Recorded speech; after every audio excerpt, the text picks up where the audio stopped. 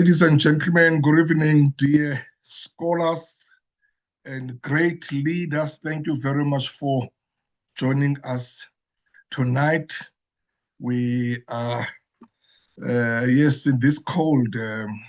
I'm sure some of us are just so cold that we can't stand we can't stand this weather. Yeah, but how wonderful it is to be back again in this session, as we always do every Wednesdays. My name is Majola. I'm from the Worldwide Institute of Leadership and Development. This is what we do every week. We meet as leaders from all sectors, from different sectors of our communities. We've got academics from different universities. We've got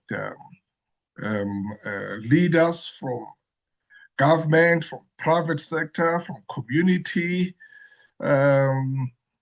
professionals from all walks of life, just to come and discuss leadership, as you can see every day, not only in our country, globally as well. I mean, we just have stories and stories, and when you look at these stories, they point to leadership or lack thereof, and that is why we are here every Wednesdays, and just to encourage each other and inspire each other, and also to remind each other your responsibilities as leaders. You know, when you raised your hand and say, yes, I want to be a leader, whether you were elected or you were appointed, at that stage, we forget that there is a cost in leadership. There is a price in leadership. There are what we call dangers of leadership or perils of leadership.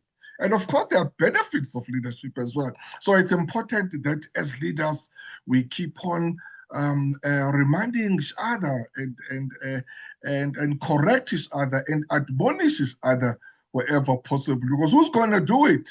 We always correct our team members and our followers, and who corrects us?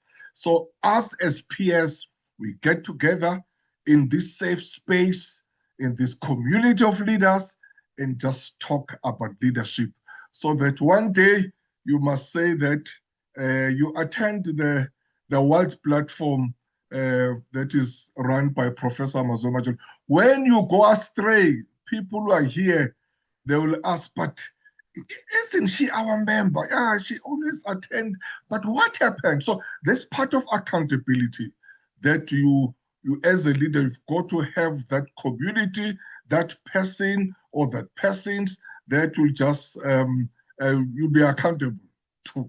So that whatever you do, there should be something that says, hey, but what are they going to say? Hey, what are they going, if they hear that I did this? So yes, we meet every Wednesday, and we learn a lot from these master classes. We are so glad that every Wednesday, without fail, we host different speakers who are just empowering us and inspiring us. And then tonight we are going to do that, exactly that. I'm going to introduce our speaker shortly, but let me welcome our regulars and our members, those men and women who are here almost every Wednesdays or as often as they can. As you know, we learn a lot from each other, and so thank you so much for joining us every Wednesdays. And a particular welcome to those colleagues who are joining us for the first time. If you are here for the first time, you are most welcome, and please do participate, feel at home. This is just a community of leaders.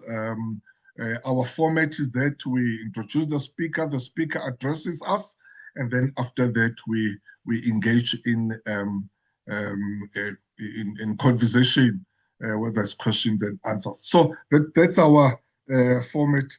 Tonight, I'm so glad that my sister is back with us. She's not a stranger at this platform. She always, when she addresses us, we learn a lot. And I did tell her, because she's a very busy person, and I've been pursuing her, and I said, know something that always, whenever you address us, we learn a lot from you, and we are so proud of my sister Refilwe Buthelezi. She is one of our contributors in our new book. She's got a wonderful, great chapter there in that book. This book will be launched on Friday, 29 August. So we'll keep on reminding you. And then also she's got a great chapter there in that book. So that book, hey, it's something else. I don't want to tell you many things, but I'm telling you, it's something else. That book, Refilwe Buthelezi, the immediate past president of engineering South Africa, and now, or she was the president, yes, and now she's the president of the Federation of African Engineering Organizations. So you can see how important she is, or the impact she has made in South Africa. And then the continent has said, no, not only South Africa, but also please come to us as a continent. So she's the president of the whole Africa, the Association of Federation of Engineering in the whole African, in the continent of Africa. And she's got so many, she sits in many different structures and many organizations, but because of time, if you can indulge me, my sister, if I don't read the whole CV. Most people who are here, they know you. We know you. That's why we are here. And thank you so much for coming back again. We really respect you and admire you. So you can address us now, my sister. Thank you very much. Okay, you want to share? Yeah, let me allow you to share. Yeah. Good evening. Good evening. Go ahead, my sister. Yes, go ahead. Thank you so much. Let me upload my document. Please let me know if you could see it on your side. Yes, we can see it. Yeah, thank you. All right. So as background, I am a professional engineer. I have been in practice and being registered as an engineer for approaching 2 decades now. So I have ensured that I do get my stripes when it comes to being a technical person in the space, having started my career at Eskom and then moved on to Rand Water. So the bulk of my career really and truly has been centered around providing a service delivery, being that contributor to our state in terms of our country. And it is something I really am passionate about. That's not to say I've not received any calls to join private sectors. I have had an urge once or twice, but I think my heart and passion is ensuring that as a country, I am contributing positively towards the growth of that country. And a lot of us can see and appreciate that the public sector still also requires to have the bulk of professionals in the space, particularly in engineering. So that is where truly my heart has been over my career, although there are certain pressures that come once in a while for me to then shift. I've also had the opportunity of being and serving in leadership roles in our regulatory councils, in our professional bodies, as an advisory board member, and also as a non-executive member. So when it comes to the conversation today, it will be on the basis of my experience within this journey of leadership, and that will then talk to the roles that I have played.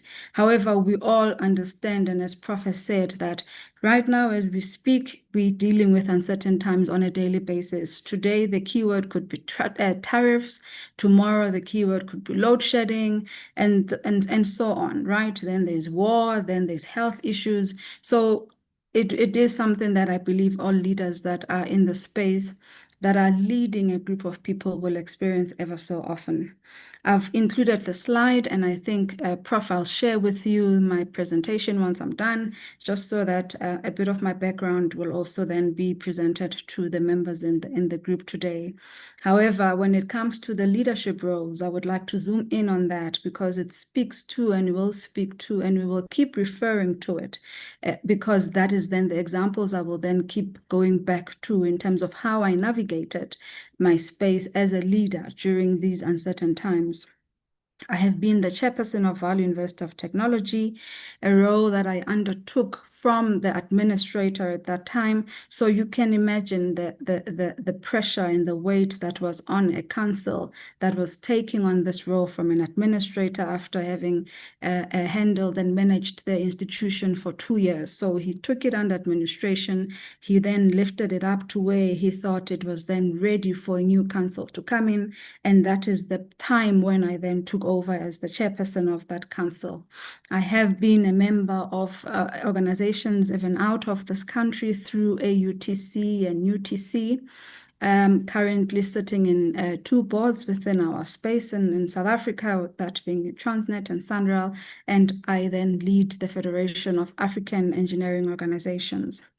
And I have also had the honor of being elected as the first female president of the Engineering Council of South Africa, and taking over that role at a very difficult time, at very uncertain time, being the first female, being one of those aspects that would perhaps also lead to uncertainty. And then I lead the operational technology of our very own rainwater. And sometimes we also have to pray for the rain because uncertainties can come in that form as well. And my job is to also ensure that we keep pumping as it stands. I think we are all good, but it is a role that will always change because there's external dynamics in the space. So this is then the framework within which I will be talking to my presentation. So when we talk about uncertain times, I thought perhaps I should just list a few, but as I said, there's quite a lot. Really, uncertainty is being in a situation that is unpredictable and that has rapid change. And this is then the position that as leaders, we often find ourselves. It is a position that as leaders in today's day and age, you will always find yourself. And therefore, it is important for us to understand that there are certain aspects that are within our influence. Some of them are then imposed on us by the environment. Some of them we are going through on a day-to-day basis. I mean, environmental aspects, climate change, technological disruptions, political challenges that we face ever so often, the instability of our economy, health, pandemics, and the list goes on. So I just wanted to paint a picture as to what really and truly does uncertain mean in our times. Okay, and as we then think about that uncertainty, I also wanted to point out a few quotes that for me, they resonate strongly. And I will explain why as we go along, but let me then read them so that you keep them in mind so that, and it will help you also understand the type of leader that I am. So Martin Luther King, the ultimate measure of a leader is not where they stand in moments of comfort, but where they stand at times of challenge and controversy. And if you go the next one, Dr. Ngozi says, when you do the right things, we make progress and we can change the lives of people. And if you recall earlier, I said I've been staying in the public sector because I'm passionate about making an impact, about changing the lives of people for the better.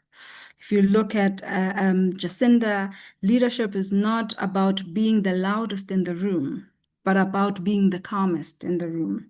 And I will explain a few examples of moments where I've also felt as a leader moved and felt as a leader, I'm now put in a position where I have to react to something that would ordinarily happen to me. But what leadership requires is for you to keep calm. And instead of reacting, it is important for you to then respond adequately. And I've been tested a few times in this space, and it's always important to always have that center that keeps you calm. Mine is my spirituality. It does really ground me. And I think as a leader, you need to also have that higher power that also centers you in your world. Then I've learned that courage was not the absence of fear, but the triumph over that fear. And that comes from our very own Dr. Nelson Mandela. So there's always fear, ladies and gentlemen. But we continue even understanding and recognizing the fear in the work that we do and soldier on with that courage.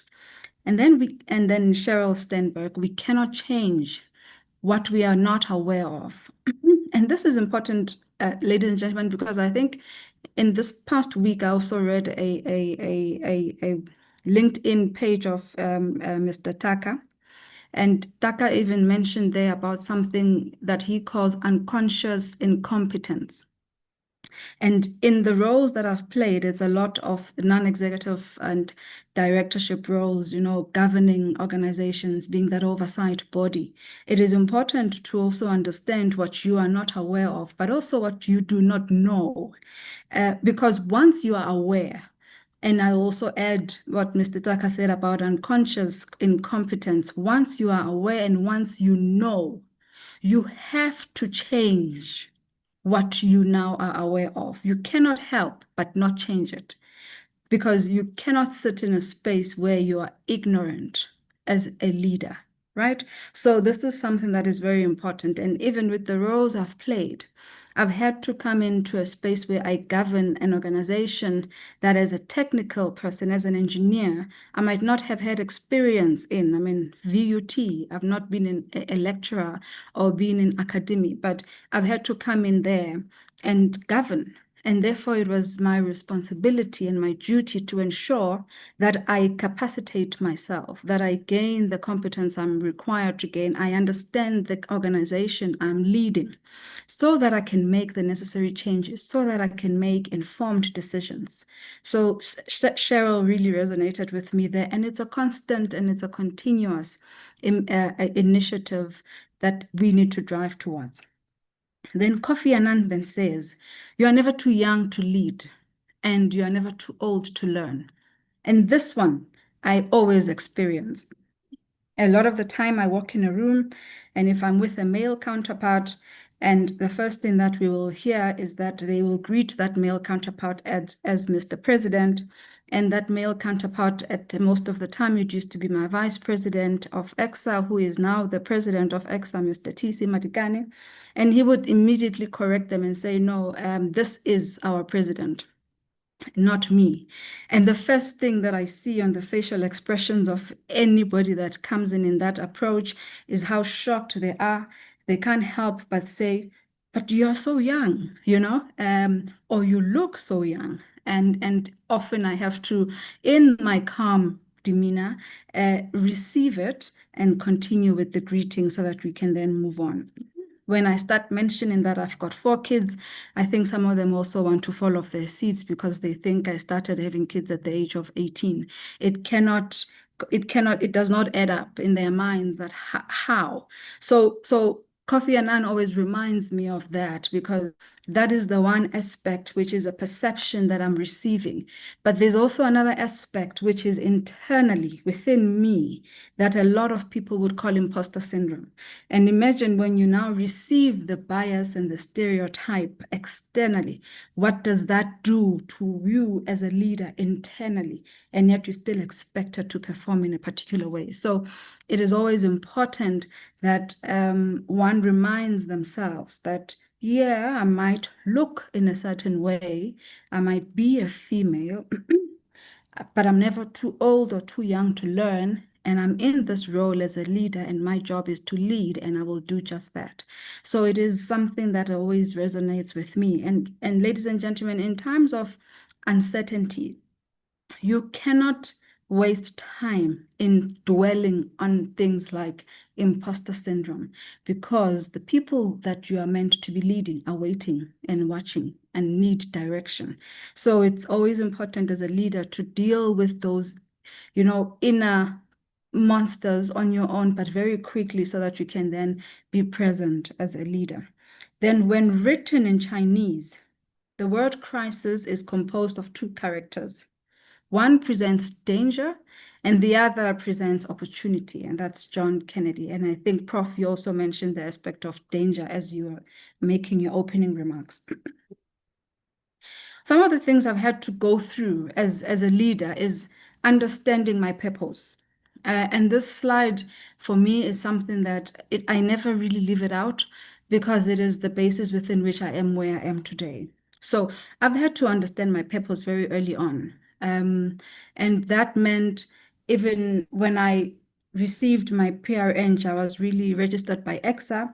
I then took that as a green light to start participating voluntarily in boardrooms. I started at the Institute of Electrical Engineers, 2012, and even in that boardroom, intimidated as the only Black female at that time, the youngest that they've ever seen, I came in and I started leading committees from that time.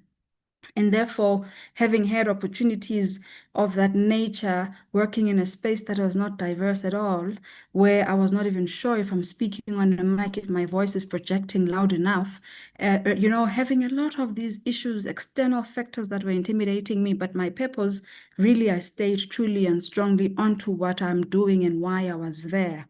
And then I also understood that as an individual, I need to understand my role in the space that I'm in.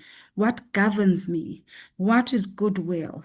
What acts, what governance structures am I leading within? And that is the aspect of goodwill, my integrity as a leader. What frames my integrity? What frames my character? And that's something that I don't leave behind, because in times of uncertainties, that aspect of goodwill will ever shift so often. But it is important as a leader to stay focused on that, because the decisions you make will be on the basis of that aspect. The professional competencies, how technically astute am I? How well do I know the organization I lead? Those are the things that assist, but they cannot stand alone without a character that I have built. And that is why goodwill is important, and I'll explain it to you a little bit later. But then I also knew that the people I'm surrounded by, the people I'm with, my network, my mentors, my coaches are also important, because those are the people that contribute to how I think. Those are the people that speak of me when I'm not in the room. Those are the people that call me when I'm actually making a blunder. And sometimes if I'm embarrassed, I also had my share of being embarrassed in a portfolio committee. Those are the people that call and say, you should have done this instead, or you could have done that instead. But you handled your own. So you always need to ensure you have a good quality network, because those are the people that also can assist you as you navigate the space. And then lastly, the aspect of thought leadership, constantly ensuring you're remaining relevant in the space that you're working in. I'm in engineering. I'm always going to be in the space. I love being technically astute. It is the foundation within which I can enter a room and be confident when I lead. So I will never leave that behind, and therefore it is important for me to remain relevant. What's new with the technologies that I'm working in? Who is the next best person that is supplying what technology? How can I make rainwater better in the role that I play? So that is something that I can always make sure that I fall back on and I work day to day on. And therefore, I call this a scaffolding our way to hidden potential, right? Building resilient, adaptive, but purpose-driven leadership has been something that, for me, this picture has assisted with. But this picture cannot just be the only thing that has helped me through leading, and particularly in uncertain times. There's always been the aspect of my moral authority. I'm going to explain it after this. There's always been the aspect of my credibility. How trusted am I by the people I lead? How trusted am I by the stakeholders that are watching? How trusted am I by our customers that really we have to provide a service to? And that becomes an important aspect when you're leading through uncertain times, because you have to reassure the people that you are working with. You have to ensure there's always constant performance.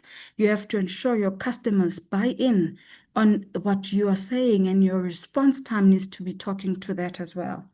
And then also lastly, clarity. You know, you have to be clear. Where are you taking this organization? So when I came in as a VUT chairperson, that is just been handed over from administration, I've not been in academia, I needed to ensure I spend sufficient time understanding the environment I'm now leading, understanding the challenges that we are leading, and also understanding what my lowest hanging fruits would be. And we only have a certain period. What can I achieve with my team, which is the council, and then the management in turning the ship around? But also thinking about when we do leave, what can the next council continue with so that they do not start and reinventing the wheel, because then the person that suffers will be the institution. So it's important to then craft that vision, craft that clarity within which you start working with the team that you have. And these three things assisted me during my times of leading in uncertain times. When we unpack what moral authority is, it is the ability of a leader to influence others, not through formal power or position, but through ethical integrity, authenticity, and trust that they inspire. And in times of uncertainty, this moral authority, it carries a lot more weight than my own technical expertise, because the people that I am leading are looking to build trust with me.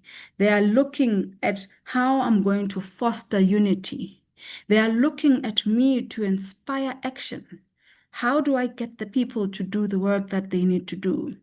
They are looking at me to ensure that the legitimacy of the organization is sustained.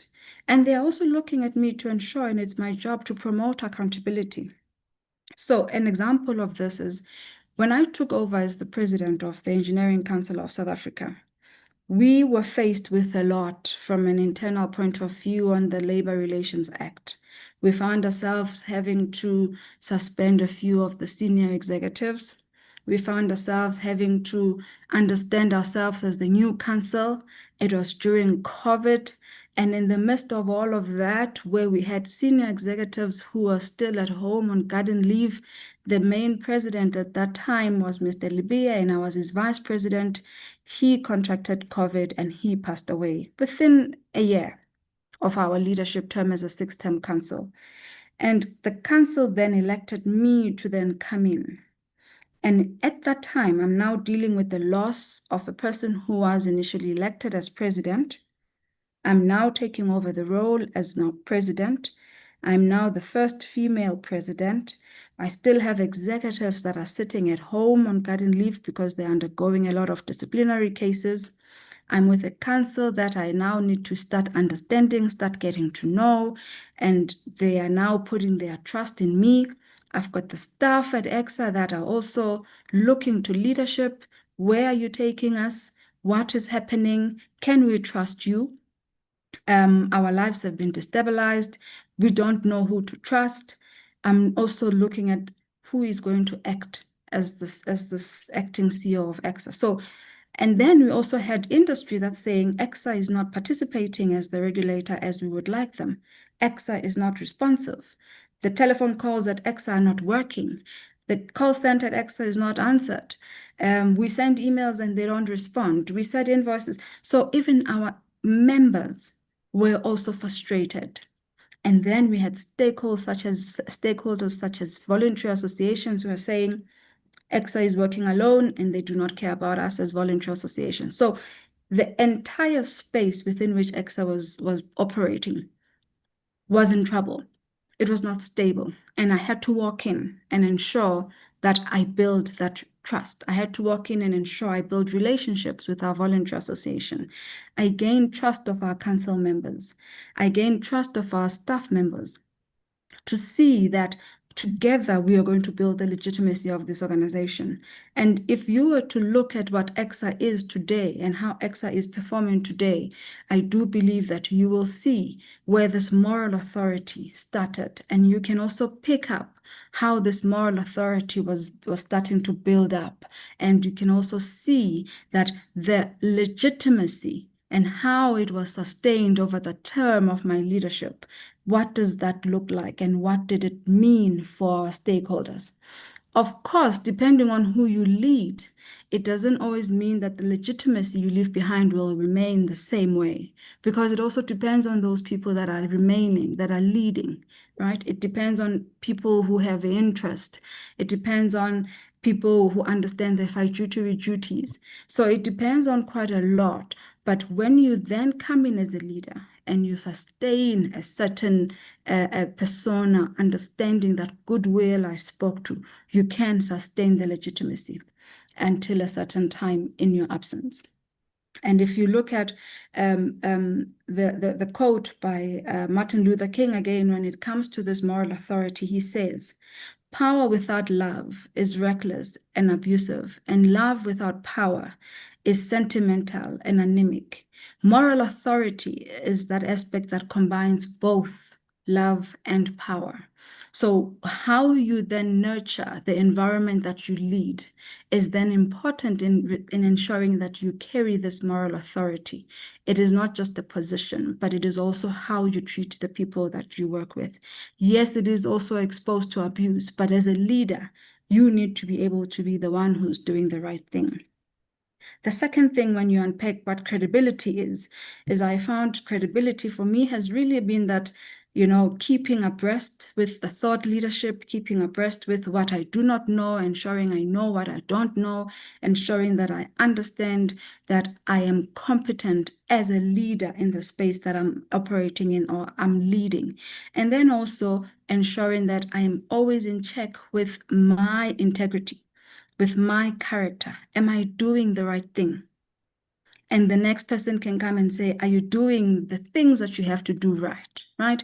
But it is always important that the credibility aspect of me being a leader, not everybody might like me, and I understand and I appreciate that. But as a leader, am I doing the right things? That is important. As a leader, am I competent in the space that I'm leading? That is what matters to me. And it matters because, as again we repeat, as an engineer alone, you will not take any organization through uncertain times, because people really seek that trustworthiness. People really want to understand that they know their leader. As a leader, being predictable is not necessarily a bad thing, because you need to make sure that the people that you lead are also comfortable. You need to create a safe space. So people then understand how and who this person is. And also people understand that she genuinely does care. And yes, because you genuinely care and because you are predictable and trustworthy, you're also prone to being exposed to those people who will take advantage of that. But what is your role as a leader at that time? You are leading in the interest of an organization, right? So one or two people who take advantage of your character at that time really are a drop in the ocean to the bigger scheme of things, which is the organization that you lead. So that's when your fiduciary duties come in. It is not your ego that should matter at that time, but it is why you are there. Why are you leading? What are you leading? And whose interest are you leading? And for me, I have found, as I always center my space and remind myself, whatever I do, I'm doing it in the interest of the organization. There are certain instances that I must admit, my ego, my heart, it will be hit hard. But that is for my support structure to deal with. That is for me to go on my knees and to pray about it. That is for me to come back home and tell my husband about it. That is for me to call a few friends who support me in the office to tell them about it. But what matters is the action I take in that moment should be in the interest of the organization that you serve. And Prof, you've also mentioned that leading is not easy. And this is then the time when you need to uphold to something in order for you to continue to do the right thing as a leader. And that brings me to the low self-orientation. You will not be able to lead efficiently during an uncertain time if your self-orientation is high. You need to lead and be a servant leader, understanding why you are doing it.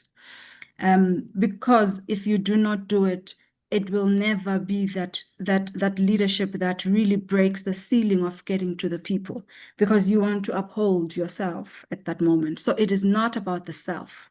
It is about the organization and the people that you lead.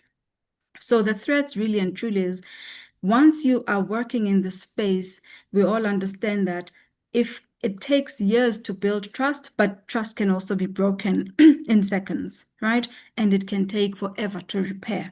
So that is then the threat when it comes to credibility. But as I said, when you do the right thing as a leader, that threat is something that you put at the end, because you can always pick up the pieces and deal with that. So Steve Harvey then says that trust is the highest form of human motivation.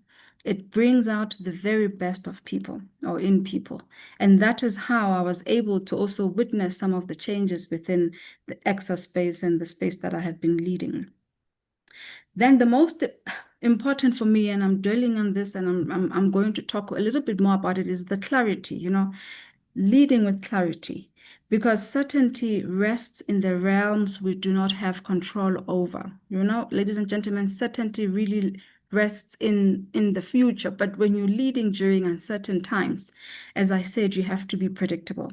You have to be consistent. You have to be sincere. Your people must see and must understand they can rely on you. They can see your commitment. They can see how steady you are, even if you want to be agile, and you are agile. Some solutions require agility, but you agile in a steady manner, and you are taking everybody along. You maintain effective communication at all levels of an organization. So you do not necessarily pretend to know it all, but you are then consistent in those aspects: your integrity, your transparency, your honesty, you're reliable, and you're clear. I would like to unpack a little bit what clarity means, right? What do I mean when you say you're clear? We're coming into an organization that is in trouble. I've mentioned VUT, I've mentioned EXA. The first thing that people want to understand is why. Where are you taking us, and why? So your clarity pillars is the why, the purpose of your vision. You are taking us that direction. Why is it that you're taking us in that direction? The second thing is, you then have focus of how are we going to get there. With clarity of a plan, the team then is better prepared to know how we're going to get there, right? You have focus, you have measures that of saying this is how we're going to get there. And then the last thing is how you then communicate with your team. You communicate constantly, you communicate honestly, you communicate regularly. Those aspects assist in building trust and ensuring that nobody in the organization is left in an ambiguous space. There's clarity, there's alignment, there's an understanding, we're going there. For example, at EXA, before we could even get to anywhere, when people started complaining, I had to sit down with the team in marketing and communication and actually talk to them about a communication plan. People want to talk about EXA. People want to know about EXA. What are we going to do in ensuring that we're going to get there? I would like to see your yearly communication plan. You'd rather have a lot more of communication in terms of frequency than have none. So if you look at EXA today, you constantly, on a weekly basis, will be receiving something from EXA, because there's now that understanding, there's now that focus, there's now that response to a why.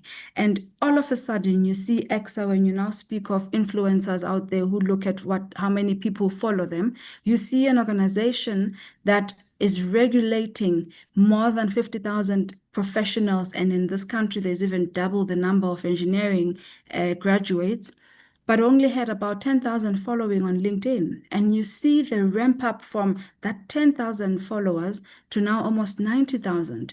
Why? Because we are now being relevant, because we are now contributing to value add, because we are now talking to the people about the work we do, because we talk to them even when it is difficult times, when we are failing in one or two aspects, but we also talk to them when we are celebrating our wins. But there's that consistent communication that is regular and that can be trusted, and therefore people align with the good and the bad times, but there's alignment still. So that is something that is always required by the people that you lead, but also by your stakeholders. And a lot of the times we shy away from this clarity because sometimes we don't often want to share when things go wrong. And we forget that sometimes in failure, we find solutions, we find lessons that we learn, we find richer perspectives of how we can improve, we find motivation, we find inspiration. And it's important that you also allow the people that you lead to also provide the solutions, because the solutions don't all have to come from you as a leader. But when you listen attentively, you will find some of those solutions, some of those perspectives, some of those innovative solutions from the people that you lead. So let's not shy away from really receiving negative feedback. I've received a lot of negative feedback when I started at EXA, but I welcomed it. I was accessible even on LinkedIn by every single registered person. Even today, that is still the case. And all I do is forward it to those that are in charge today. But being accessible as a leader is not a bad thing. I really do not subscribe to the thing of, leadership and then you're on the top floor and no one can reach you, because you are leading people and you are serving people. So access assists you in improving some of these aspects that ordinarily you might not get to if you do not really get to the ground and ensure that you have visibly felt leadership as you do your day-to-day work. So, last slide is a call for everybody in this room who is in leadership to introspect. I often introspect. As I said, I've often had my ego bruised, but I've often had to come back and say, in my spirituality, in my faith, I seek guidance. In my leadership role, I've had to pray a lot. I think it's the time during uncertain times that I felt I've grown closer to God, because I've had to pray, I've had to listen when He speaks, and believe me, when they say, intuition and instinct is something that we do have, and as leaders, it has also guided me in very difficult times. But I've had to go through that difficult time. I've had to go through that journey of understanding who I am in the space of leadership. And I want to actually get to ask you in your introspection time, what exactly is your leadership style under uncertain times and under stressful times? How do you show up for your team during these uncertain times? And what must I let go of in order to be that effective leader? So if you ask yourself that, if you wanted to be an effective leader during uncertain times, is there anything that you could let go of so that you are now leading effectively during a very difficult time, which, as I said, we are going through those difficult times on a day-to-day basis. But keeping in mind that in the midst of chaos, there is also opportunities. In the midst of us coming into VUT, there was a lot of opportunities for me to bring in the engineering sector, to partner with VUT, to bring in partners who will give credibility from a technical point of view to VUT.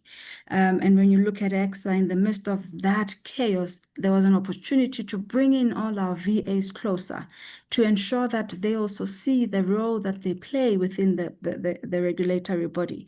But not just those. There was an opportunity to bring in the African counterparts and to show Africa that as South Africa, we are available to start working together because we are one continent. There was an opportunity to bring in all our stakeholders. And I really believe in ensuring that inclusivity is one of the things that is important if we want to be innovative. So having diverse teams starting to participate with EXA. I mean, EXA now has a youth chapter. They now have a women chapter. That was not there. And therefore, during that difficult time, there was an opportunity for me to bring in even those people that ordinarily would not participate in the spaces of EXA so that EXA can also be constantly innovative in addressing some of the challenges and responding to us. So it is important to also take a seat back or take a step back and look at the chaos, look at the uncertain time, and extrapolate from there what you think would be opportunities. And therefore, you assist in expanding and amplifying the opportunities while you are addressing the chaos, so that by the time the chaos starts subsiding, your opportunities are now starting to take over, because we don't also want to be one-side-minded. We want to be open-minded as leaders and foresee the future, various horizons, so that the organization's strategy keeps building and keeps, being sustainable as the growth also occurs. So that is then the last slide, I believe, and I will stop here. I'll hand over to you, Prof. Thank you very much for listening. Well, and thank you very much.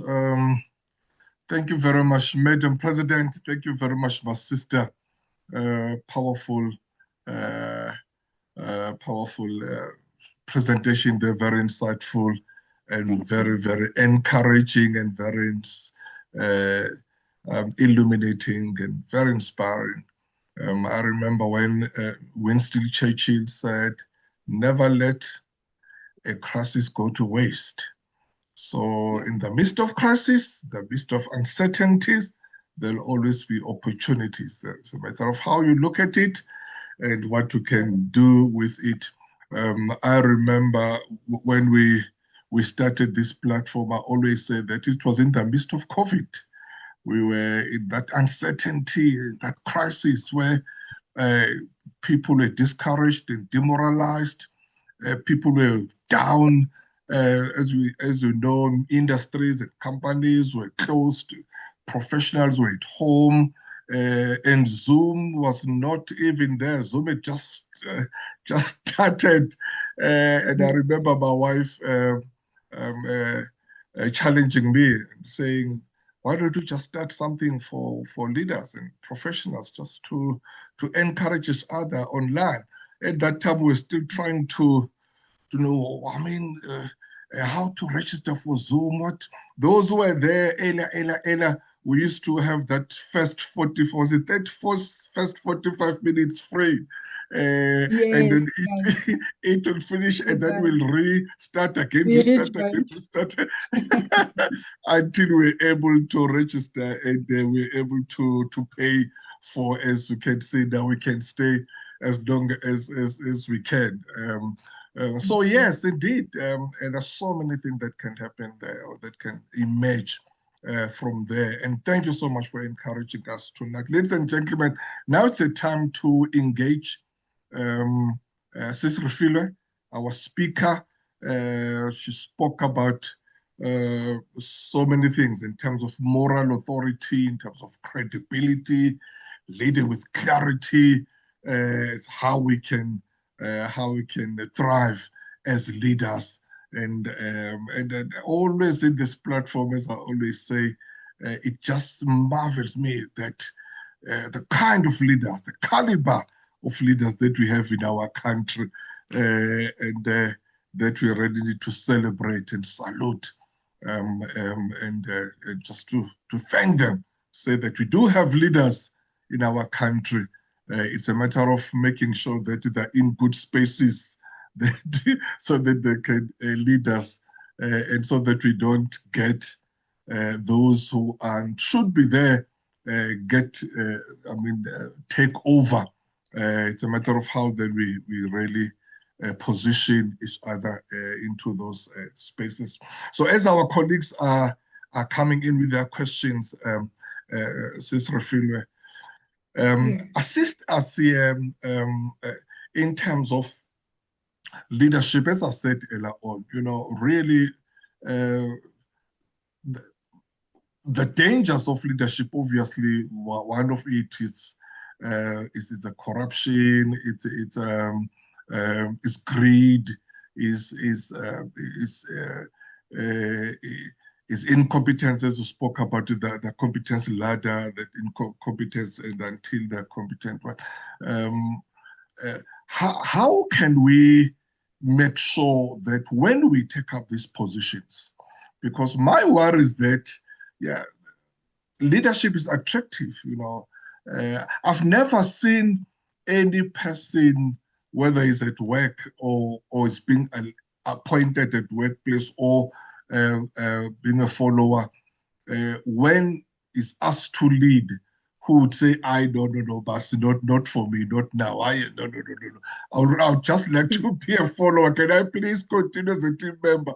We jump into these positions, and then I was asking one of my TV interviews about the issue of the former Minister of Higher Education. Obviously, we respect her a lot, Dr. So we can't say minister now, but Dr. Nkahande, that what happened, really we've got someone so educated and that would behave like this. And my thought was that I wonder the kind of induction that they get when they take up these positions. Because really, it doesn't mean that when you have a lot of money, then you're a good leader. And it doesn't mean that when you are highly educated, you can be a doctor, you can be a professor, but don't find that you struggle in leadership, because leadership is taught, is developed. That is why many firms, whether it's a law firm, you find that a person is a great advocate, a great lawyer, but it doesn't mean that that person can start a law firm and run with it. That is why many of them have not survived, including medical companies. Find that a person is a specialist, is a good medical specialist, but it doesn't. So in terms of making people leaders, and because they're rushing to these positions, and they don't realize, even those who put them, to say that train these people, leadership is learned. People need to know how to lead and how to basic things, really. You spoke about communication, how to communicate, how to handle yourself in front of people publicly when they ask questions. I'm not gonna make any examples now. You know what I'm talking about. Any thoughts there, my sister? Then we'll take some more questions from the audience. Thank you. And it's a very loaded question. So a lot of the times, you're right. We get the call, and maybe often and not, we do not introspect as to whether this is really the right call for you. And from being a professional, I've received a few calls myself where I've had to introspect and say, hey, this one might not be for me. And let me make an example. I did resign from VUT, and I resigned within 18 months. And at that time, I had to introspect because there were a lot of challenges, and our universities are highly politicized today. And I could then start seeing my face that obviously when you are leading, you're making very difficult decisions that not everybody will like. I then started seeing my face on posters from EFF students. And at the gate where you enter VUT, I would see that, hey, these people are now protesting with my face on the poster. And then I was getting emails from students in the ANC side of things. And I had to introspect at that moment, and there were a lot of challenges. A lot of them surfaced at a later stage. But I had to introspect at that moment as to what is in the interest of VUT, not in the interest of me as an individual yet, but in the interest of VUT. And if I then pursue this fight and I'd start disciplining the Vice Chancellor at that moment, how would that turn out for VUT? But also, how would that affect my reputation? So it was really important for me to understand those aspects.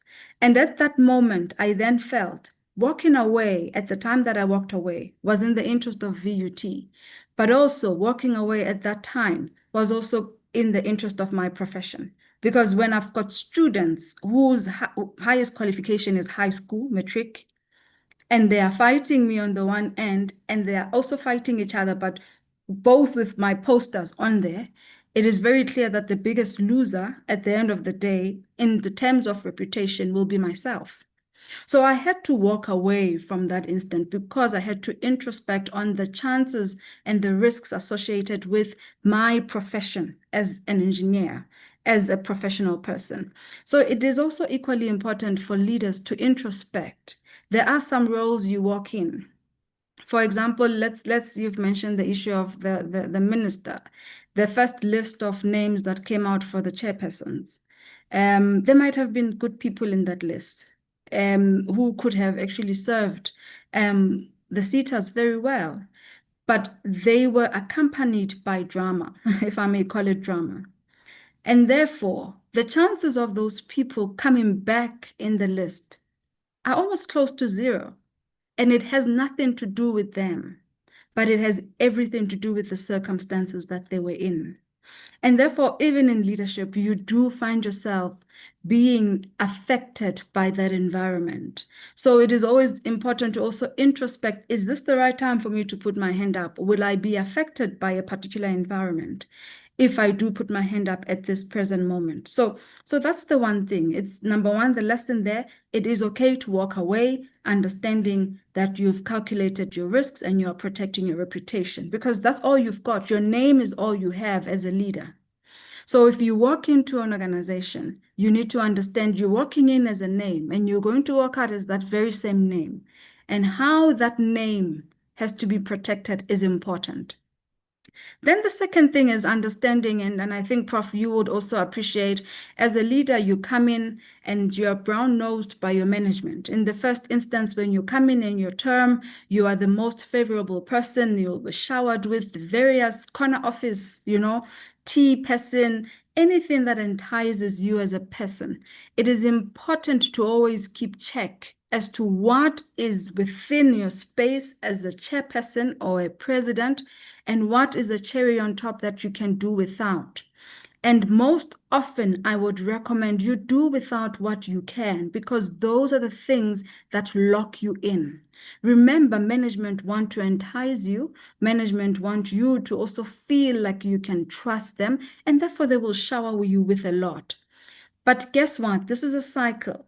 Often when your tenure comes to an end, that stops because they're getting closer to the time where they no longer need you, right? And therefore you also get a culture shock because you've come in, you had the power, they needed you, they showered you with so much, things that you might not need.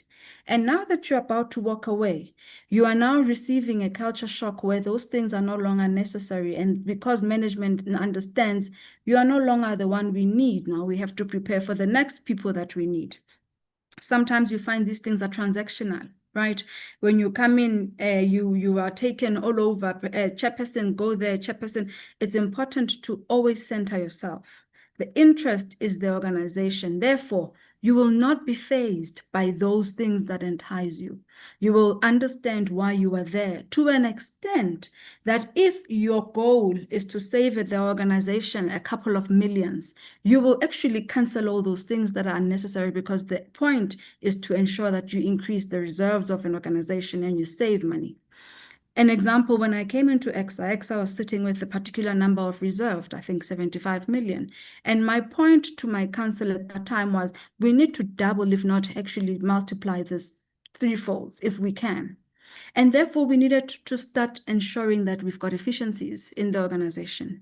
Yes, my engineering background made it easy for me to fight for Six Sigma, for me to fight for operational efficiencies, for me to cut the fat, if I may call it that. So we needed to look at that operationally. And we managed that. By the time we left in 4 years, the reserves were sitting at almost 120 million. Right? But the management needed to also do a lot and apply a lot of strategies in order to maintain and to sustain that. But if I was then coming in and enticed by the role and enticed and started wanting a black BM security, a driver, a what, those things are not part of my legacy. In fact, they would drain the organization's reputation. So that's the second part. Introspect on what is really coming with the role and what is there to entice you and to confuse you as a leader and to blind you as a leader, right? The third thing is Always maintain meritocracy. There's often this thing that we do as well as leaders. We come in and then we start calling our friends. Hey, I've got a vacancy of the CEO. Maybe you should come in and be ready. We will issue an advert very soon. We've had to go through a process where we had to hire a CEO at EXA. And the point was very clear. In the interest, again, your fiduciary duty, in the interest of EXA, we are going to hire the best person for the job at that time. Not my friend, not my cousin, not a person who will then make sure that they comply with me. No, we comply with the law of the organization. So even if you bring someone whom you do not know and you entrust that that person will comply with the structures of the organization, that is hiring based on meritocracy. And I think we forget that at times because we want to do favors for our people. So when you remind yourself that this organization, I'm here for a certain time, I'm here to lead, I have no interest, the interest is this organization, you then start removing those aspects that would cloud your judgment as a leader. Let me leave it there, Prof. Thank you.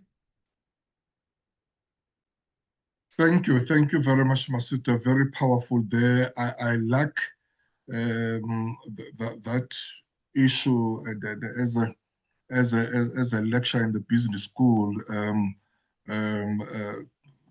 specializing in executive education. When I deal with board members and executives, really, I like that transition period you're talking about, that maybe we don't talk a lot about it. Even myself, just writing here to make to make something that will remind me that really I need to develop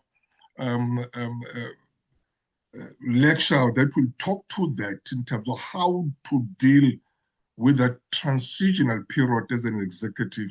Because there will be a time when you enter, they will love you, they like you, they will do anything. But there is a time when you're about to leave, and now it's not about you, but they're focusing to the one who's going to take over. And that is the most terrible space for someone, and really that we need to always take care of. Very important. Let me take some comments there in the chat room. Tebogo saying, good evening, Prof. Hey, Professor. Sorry. Professor Twala, can you just give me 1 second, my brother? Let me read the chats there, then I'll come to you, my professor. Let me read. Tebogo said, good evening, Prof, and thank you, Sister Refilwe. Listening to your presentation, I'm asking myself why we have so many leaders with no morals. Yes, very big question, Tebogo. So many leaders with no morals. Is there no training or interventions that can be put in place? That's interesting. My sister there, Qhakazile, another engineer there and the project manager, saying that thank you for the informative presentation. In senior management and leadership roles, you'll often hear ladies complaining that they are being oppressed and not supported by their female counterparts. How do we move from competition to collaboration as African women? My brother Victor Songelwa, I envy the people that you lead. Sis Refilwe, they have a brilliant leader in you. Thank you so much for this informative and educational presentation. Every word you said is powerful. Thank you, Prof Majola, for always bringing the best. Thank you.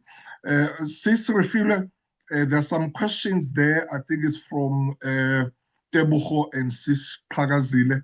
And then we'll take Professor Twala, and then I'll ask you to respond to those ones after Prof Twala. My professor, over to you. No, thanks so much.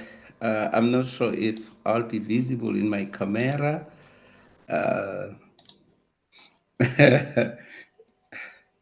Okay. No, it's actually fine. You can see me. No, thanks so much.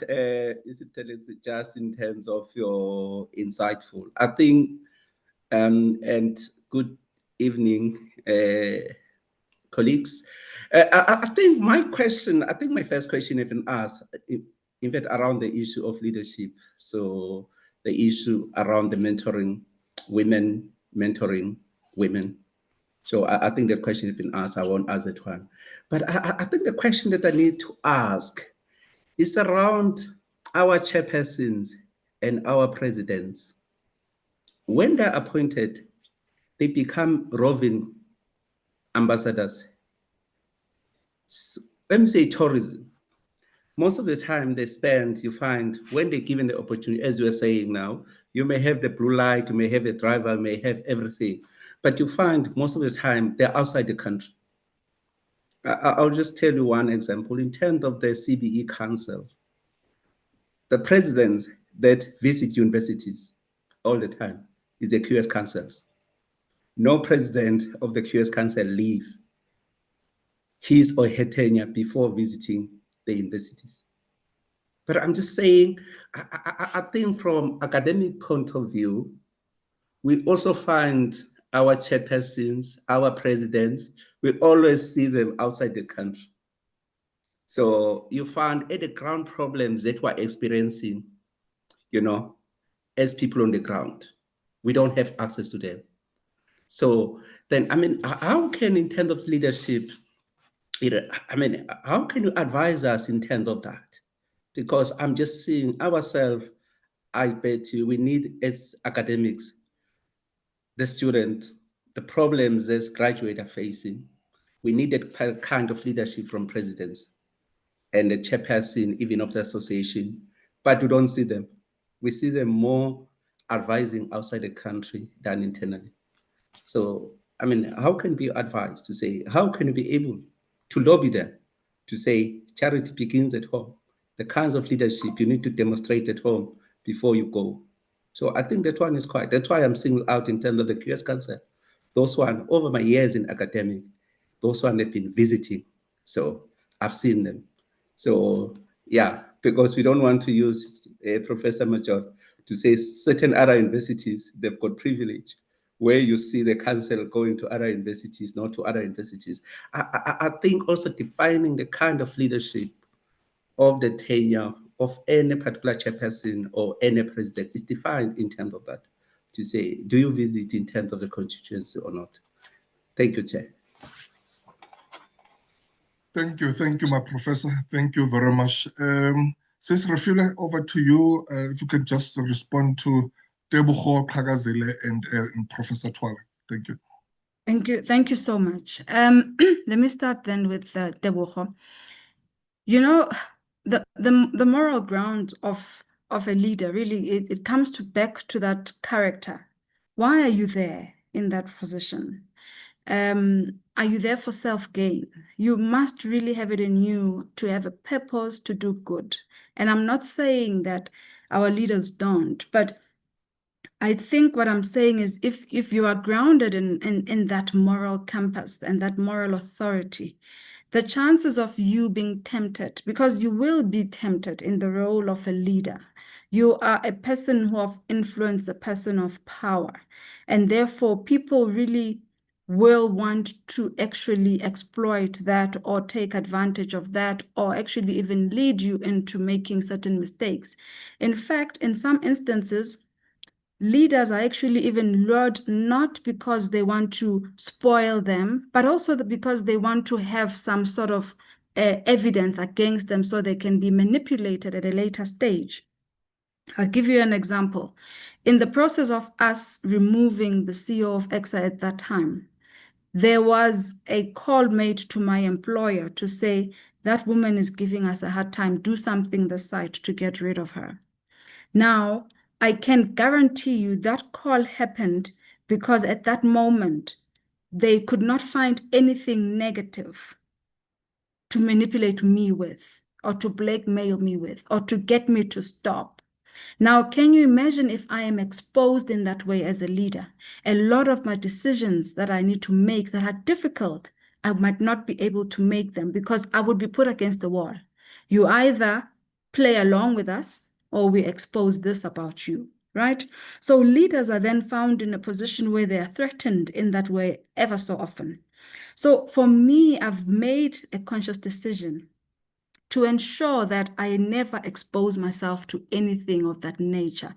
And that is why even when they came to my place of employment, there really could be nothing or anything that could be done to get rid of me, because I had to separate the two organizations. I'm a performer at my place of work, and therefore nobody could come and point to me at the role that I was participating in, number one. Number two, I have not been found with my hands in a cookie jar, therefore no one can threaten me about information in order for me to stop making a decision in the interest of the organization. So it is a conundrum. And I think a lot of our leaders are tempted and therefore now have an inability to make decisions because they have to protect themselves as well. And I think that is what you need to always guard against as a leader, not to expose yourself, you know. Then when it comes to women, I don't necessarily think it's women on women. I think competition in the boardroom is there. Competition in the boardroom happens between men as well. In leadership, it is even worse. You find sometimes you lead a council which presents itself as a very difficult space for decisions to be made, because the council members can no longer listen, because now, and I'll go back to Prof Twala, oh, Refilwe has gone overseas, Refilwe is meeting the minister, Refilwe is doing this. It's no longer about the role now, it's about what access it provides. And therefore, your own people you lead with start protesting you because what they perceive you have due to the role that you are now in. So when you lead without wanting to have that self-orientation, remember that self-orientation, which means it is not about what I'm going to be receiving. I have a job. This role, I'm here to do a particular role, and I'm walking away. I therefore don't attach myself to what are the nuanced benefits of this role, but I'm here to do a job. And when the job is done, I'm also going to walk away. So sometimes you find there's that silent competition in the boardroom, which makes it very difficult for collegiality, that's the word, in the boardroom, because there's those nuances that people look into, which leads to the question by Prof Twala. I think it's important to understand the role of a governing body, the role of a non-executive board. Number one, it is strategic. Number two, it is also stakeholder management, local and international. Number three really is to ensure that we increase the revenue. We assist in making sure we increase revenue when we monitor and have oversight on all of those. So if you are operating or if you are governing an organization that has strong stakeholder relations even outside of the country, the chances are the representative of that organization will be the chairperson, will be the board members, will be the CEO. So there is a high chance that these people will find themselves leaving the country ever so often. In engineering, when we engage with our international stakeholders, for example, the International Engineering Alliances, the World Federation of Engineering Organizations, and the Federation of African Engineering Organizations that I represent today, it is governed in such a way that the only person who can make a vote and discuss in terms of our councils is the person representing the country. So you would find ordinarily, then that person would be me, or if I delegate, it's my vice president. But management is seen as management and not an oversight body, therefore not governing when it comes to actually representing the organization out of the country. So it really depends on that. But I think your main challenge here, Prof Twala, is accessibility when they are required, showing up locally when there is a need to show up, being visible locally. And that is also very important. So I would then say that it is important for those chairpersons to balance the two, because you are not leading and you're not governing international organizations, but you are leading here. And therefore, it is incumbent upon you as a leader to ensure that there's a balance. Your people need to actually understand they have access to you, but also you need to grow the business. You need to ensure that reputationally you are presenting the business well, and so are the international players. So it's a balancing act. I've had my share as well of also traveling a lot, but also ensuring that equally locally I'm present where I need to be present. So I think it's something that needs to be done on both sides. But there is a line that cannot be crossed locally that you find board members find themselves in, and that is being accused of being operational when you're local. So you need, as a chairperson of the board, to balance that. Allow management enough time to be managers and still be the chairperson without being too operational. What do I mean? In my tenure as EXA, I've never been going to the office on a weekly basis. Yes, I call my CEO daily, but you don't find me walking into the office on a weekly basis, on a daily basis, just because I'm a chairperson, to an extent where I even want to have an office, a PA, and tea and lunch and this and that, because then you are now destabilizing the business. You are now encroaching in the space from an operational point of view. So it's important to always evaluate and to strike a balance where there is a need to strike a balance. Prof, I think I've answered them. Let me check. Yes, you have, my sister. You have we'll take another round and then we'll see what other questions. I see you, Dr. Mangisa, but can I just go to the chat room there first? I'll come to you, Doc. The others there is Phineas. Phineas saying my first attendance on this platform and group. Thank you for the insightful presentation. I'm looking forward to the future session. Thank you, Phineas. Definitely, you'll never be disappointed. Dr. Sibongiseni Mgolozeli, for the first timers, you may find our previous sessions in this link. Oh yes, that is my colleague there, Dr. Mgolozeli. Please do subscribe to our YouTube channel, ladies and gentlemen. Then you'll find our videos there. So please do. There is a link there. Please do that.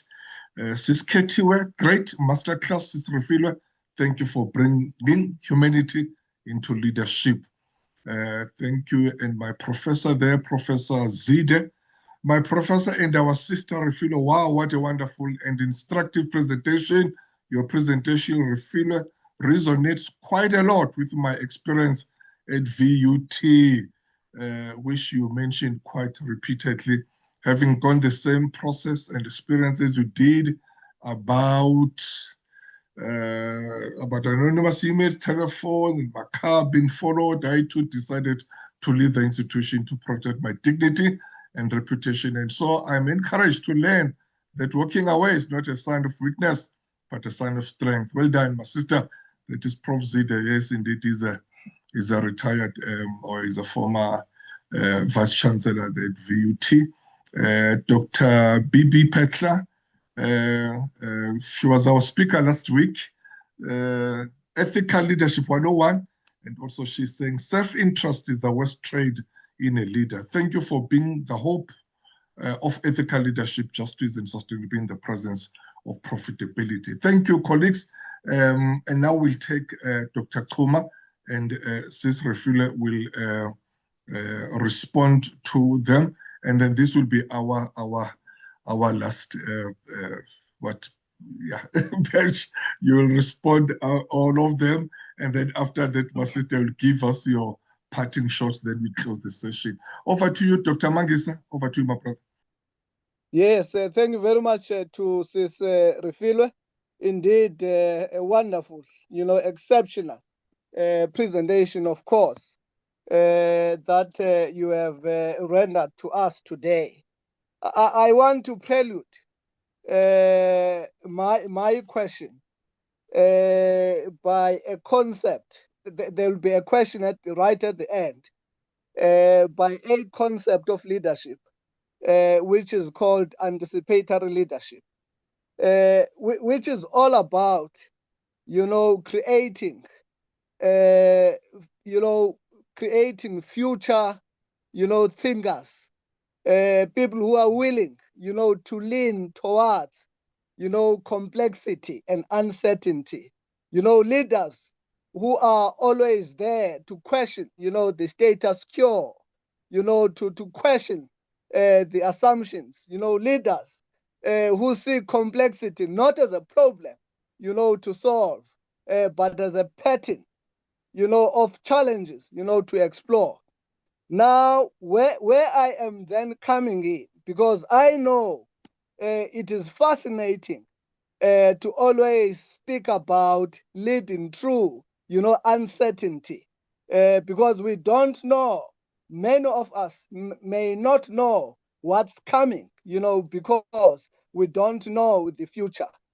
But the question thereof, from a perspective, of anticipatory leadership, the question thereof is, if we are constantly speaking about, leading through uncertainty, is it because there's a dearth or there's scarcity, of this caliber of leaders who are there to always question the status quo, who are there, to question, the assumptions? Is it because we don't have, future thinkers who are always putting themselves not in the current, but in the future? That's where my question comes in. When we talk about constantly, leading through, uncertainties, does it therefore mean there is death of these caliber of people that I've referred to? Thank you very much, Prof Majola. Thank you very much, Dr. Mangisa. By the way, Sister Refilwe, Professor Twala is the Dean of Engineering Faculty at Walter Sisulu University. Yeah, so that's why I was asking about something relevant more to the sector. You can respond now to these colleagues, my sister, and then after that you can give us your parting shots. I'll still ask my professor, Professor Zide, to thank the speaker after you. Then we close this session. Over to you, sis. Thank you so much. I hope Prof Twala is not upset with me that I have not made a turn to his institution as the dean, but he sees me everywhere else. Prof Twala, I apologize. 4 years is not long enough. However, I think with the establishment of the Dean's Forum, really it ensured that we still ensure constant communication with our stakeholders at EXA. So that is something that I wanted to say, Prof Twala. Thank you very much. The concept of anticipatory leadership and the question that has just been asked, very difficult question. And it really requires us to dig deep in terms of how sustainable we are, Prof, in the space of developing future leaders who are fit to take on the role, who understand the challenges of morality that we have seen before, and who also are strong enough to understand themselves, their weaknesses as they participate in the space of leadership. And I do think there is hope, provided we all come together and mentor each other and learn from those ahead of us, but also impart the knowledge. So capacity building when it comes to leadership, we learn from seeing the environments that we have been in. I mean, it was heartwarming to see Prof Zide also attesting to his experiences, and it cannot just be VUT, it's really in academic space. We've seen a lot of shots fired in institutions of higher learning. So it is not unique to where I led. It is not unique to where Prof Zide led. It is a conundrum, a problem within our higher education sector, where the spaces that ordinarily would be for peace and for learning and for calm have been so politicized and have been so filled with procurement issues of security, student accommodation, cleaning, maintenance, tenders, and everybody just sees that as the fish, the biggest fish to catch. And similarly, one can look at SETAs and say, why is it that today we are seeing such responses about SETAs? What have they offered before that are now starting to, to minimize it, and therefore whose feathers have been ruffled in the space of leadership? And Prof, when you spoke about, the transition period of leadership, and it is during this time when the board is also transitioning that you find a lot of labor relations matters where CEOs are being investigated, where the chairpersons are now being investigated for something, because the cycle also comes with that aspect of trust. Because when you stop doing what you used to do, you're exposing your true colors in one way, you're shocking the system, and therefore you're putting pressure onto the system, and one needs to now show each other who is now boss and who has now the power, right? For example, I too, in the transition space at some point, was under pressure from my council to start disciplining certain management individuals. And it was really important for me at that time to exercise that calmness to an extent where even my council members even felt that, President, are you becoming weak now? And it was important for me to say, it is not a sign of weakness, it is the interest of EXA. We cannot, as we exit, cause a hectic instability during that time at an organization that we've worked so hard to build, because we are now transitioning. We cannot be seen to being bitter in the transition. You have to walk out in peace.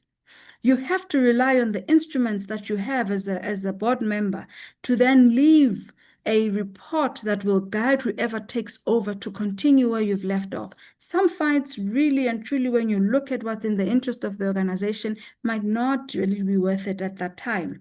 So, but that requires one who has got a low self-orientation, because the ego does not have a place in the boardroom when you have to be a servant leader. You need to be able to ensure that you can then say to yourself, hey, I don't like what I'm feeling. I feel like I'm losing, but what is in the interest of this entity? And sometimes just walking away with a handover report is sufficient, because you don't also want to break the hard work you've done in building a legacy of an organization due to one or two individuals. So that is my parting shot with that, and that has allowed me to then say to myself that we do not attach ourselves to a person when you're a leader. We don't attach ourselves to a project. You don't attach yourself to a community or even an organization. But as leaders, we attach ourselves to a goal. We attach ourselves to a calling. We attach ourselves to a mission and to a purpose. And with that, you will then have the tools you need to walk away as a leader when the time comes for you to do that.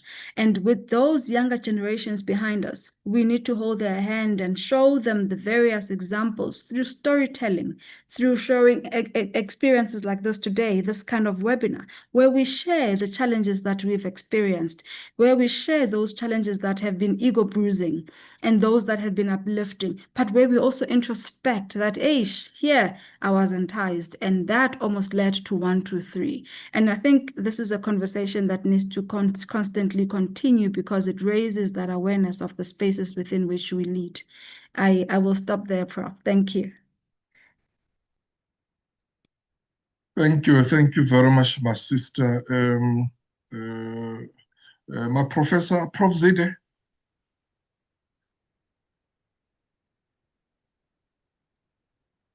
Hello, good evening, my professor, and good evening, Refilwe. Good evening, Prof. Wow, wow. I don't know how many exclamation mark I need to put behind the wow. Refilwe, this is the second time that I've been listening to you. last year you made a presentation on this platform, and it was equally a wow, but somebody learns something new from you all the time that you make a presentation. And that really makes us proud on this platform that we have somebody like you who is not afraid to hold the bull by its horns. And, towards the end of next month, I think, my professor, you'll correct me, on the 29th of August, we will be launching a book on the power of women in leadership, to which you have contributed.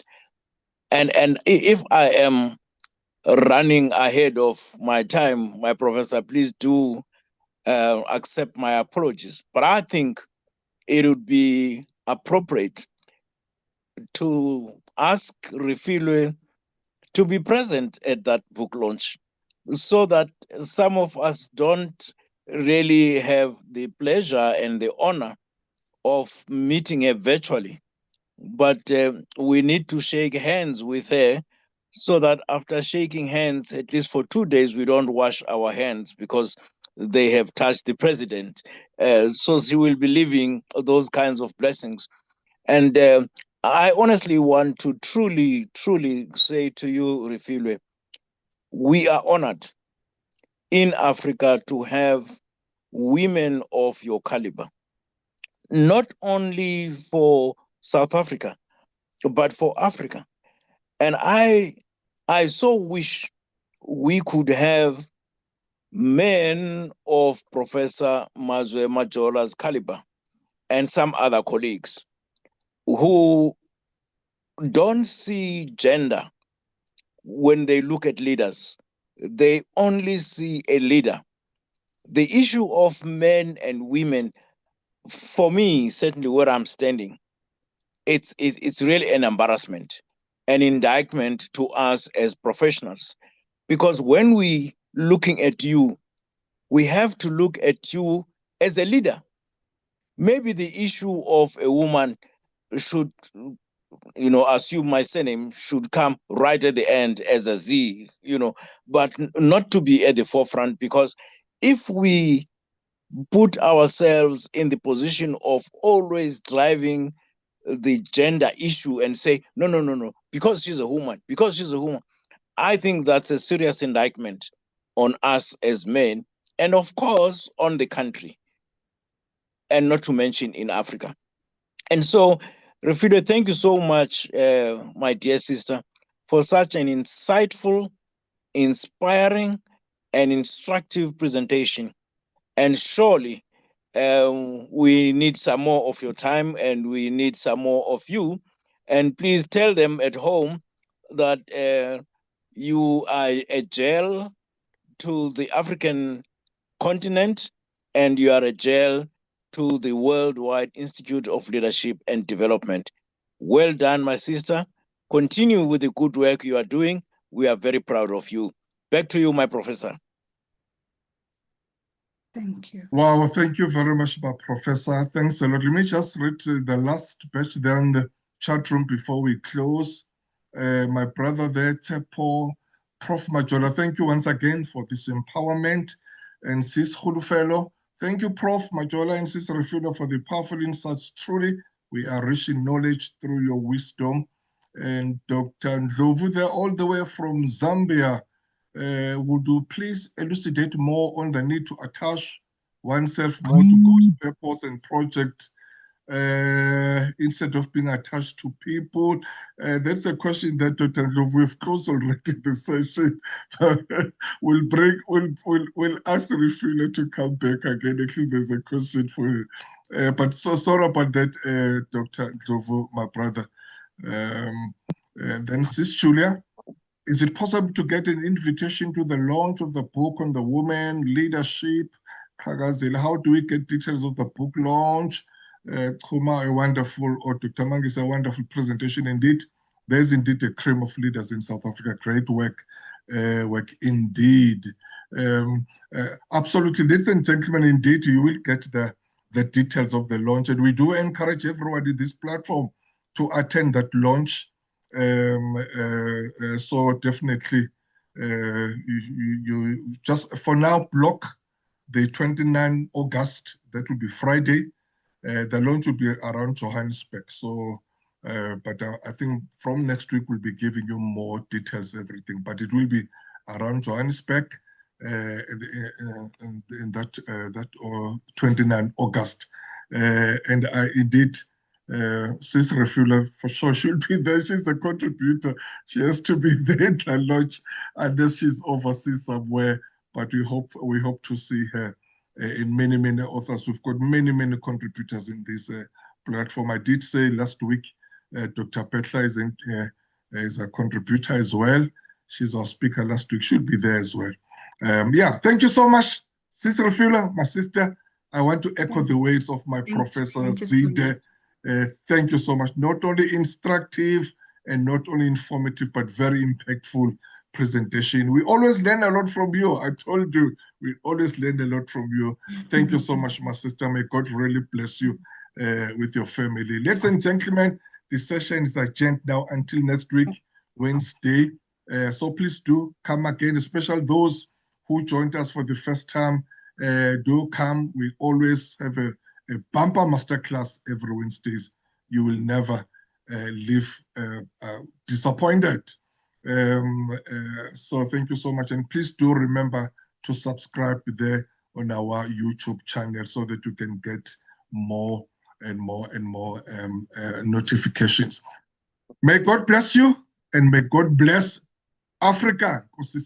Africa. Thank you so much until we meet again next week Wednesday. Thank you and goodbye. Bye. Thank you.